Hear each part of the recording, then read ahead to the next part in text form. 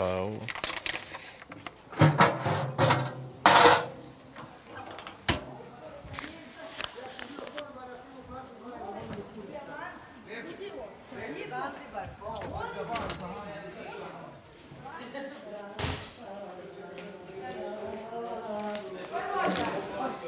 Koji moća ovaj?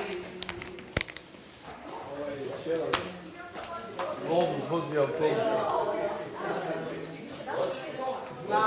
Pa ćemo tu? Ćemo tu slušati?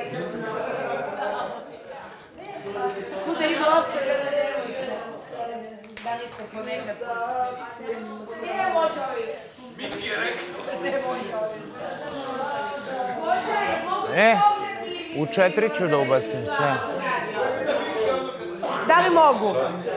Ovako, mama, samo da ti kažem, da, dobar dan, samo da te zamolim sutra u sud da mi doneseš onog ogromnog krem medu, odmah kod Jovana u perionicu da se opere i osuši, 2 koncentrovana lenora da stavi Jovana u njega, mislim na medu, i da mi doneseš u sudnicu onog ogromnog medu, lišanog, što je u Andrej sobi. Hvala mama! Tišina, ajde morat. Hvala mama. Prošle sezone smo 2 put bili kažnjeni što ne sedi se za stolom kad se čita. Tačno kad je bio radio, vi stojite, boli me uvo, ja čitam. Draga Elito, pre svega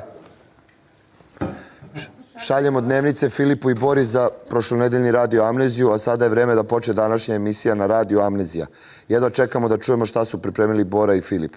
Osim na televiziji Pink, kao i uvek će emisija biti emitovana i na Pink radiju, na frekvenciji 91,3 MHz. Nadamo se da će učesnici koji ne učestvuju u emisiji slušati i komentarisati dešavanja u današnjoj radio Amneziji.